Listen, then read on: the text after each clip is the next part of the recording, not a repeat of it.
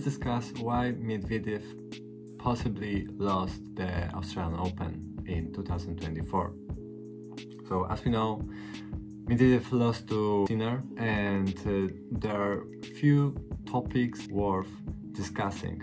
Number one, played no events prior to the Australian Open. Okay, he had a very tough season, long season, and he needed rest. He wanted to stay fresh. However, what is different with Medvedev is that he changed his gear.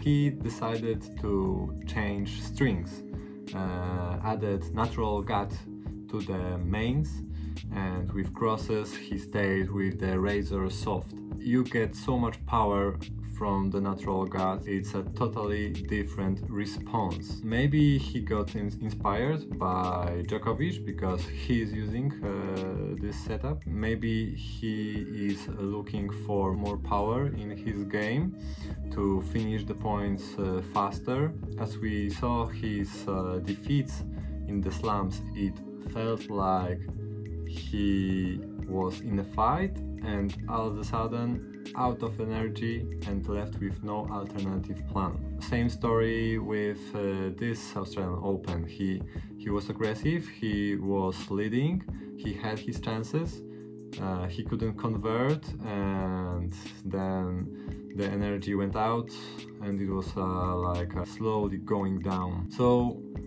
interesting thing about changing gear is that you must have your reasons. For him it was to finish points faster, and it's understandable. However, as I was watching his matches, I felt like he's not using the potential from the strings. He was making more mistakes than winners.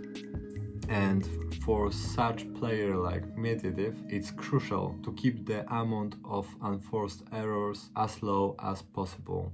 Tecnifibre said something very interesting about changing gears, and he's a great student of the game. He said something very wise, like you must ask yourself what do you want, what do you expect. There are like three main ways in which direction you can go. One is to underline your positive things in your game. Second way is trying to improve your slightly worse shot, and for him it was forehand. Okay, guys on the tour know your weakness, so you're trying to mask it as best as possible. If your technique is good and your mindset is good, then your strengths should probably stay there forever. And the third way is to kinda, be in between. Tecnifibre thought that the best way is to underline your weapons. Let's put it now next to Medvedev, like his game is about draining the energy from the opponent. He never misses. There are many like traps playing such grinder like Medvedev. I feel like he trapped himself in this mixed philosophies of who he is as a player and who he wants to be. If he really continues to go this way, like okay, I want to improve this and this and this, then I think we can see very interesting results in the future. However, after so many tournaments, after so many big results as old style Medvedev, it's just hard to implement changes in how you see the game, how you see the angles on the court, how you see opportunities, how you want to convert points. It's a difference not only in your technique. I think it's just the way of living on the court. We can now compare Medvedev to Sinner. He, on the other side, didn't change anything. He stick to his racket. All changes he did was a technical thing. He decided to put work on the court and not in the gear, in the setup. He even played with an old paint job and played with the old shoes. The model that was released many years ago. Now it's discontinued. It's the Nike GP Turbo, and yeah, he liked them a lot. I like them as well, and he's still playing with those shoes. So yeah, patience and sticking to your work, being grounded, humble, and maybe your chances will come. I think, yeah, it was a fight of two philosophies. Obviously, Medvedev is probably the hardest working guy, so it's interesting if he's going to stay with his decision, playing with natural gut, or he will go back to Razor Soft, which he also changed from Razor Code, because if we look at the power potential from each string, I would say first it's a Razor Code with the lowest power, then we have Razor Soft with slightly more power, and he admitted that he was looking for more power with no real difference of the feel, like how he feels the game, how he feels the ball. It's just more things for free. So every player will take this, and now all of a sudden he changed to the hybrid of natural gut and Razor Soft, which is the ultimate power solution. And yeah, during some rounds we could see many unforced errors that are very unlikely for a gun like Medvedev. The possible maybe quick improvement that we could see is that he was serving very well, like serves helped him stay in the games that weren't really going his way.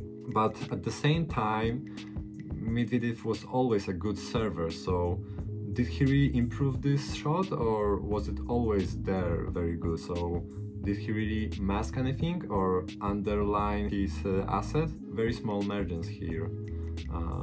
I believe he should go back to the Razor Soft, like keep the slightly more lively string, because it helped him play better on clay, and on hard courts he played pretty much the same. Like he had very good season on hard courts and on clay. It's just a matter of, you know, sometimes better draw in the tournament, maybe some lucky shots. The margins are very tight on the top, so maybe just don't panic and stay to what you know the best. And the decision to change to natural gut seems to me a little rushed, but we never know what's really happening behind the scenes. Funny thing is that he's not the only one that changed his setups for the specific tournament. For example, Nadal in 2022 decided to change his setup for Australian Open to a thinner gauge. Like he changed his strings to a thinner gauge. He was seeking more power, more penetration, higher launch angle to finish the points a bit faster. And when he went to Roland Garros, he came back to his old trusty setup with a thicker gauge of RPM blast. So this is very interesting, like players really try to adapt their game, their setups to specific tournaments, specific courts, specific balls, specific maybe opponents. You know, they're not so different than us. Let's see if Medvedev can really change his philosophy of game style.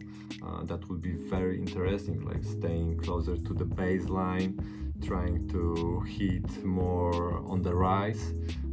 Natural gut probably helps in that, redirecting the ball. The sweet spot gets a bit bigger because you have basically a softer setup, but at the same time the ball launches a little bit.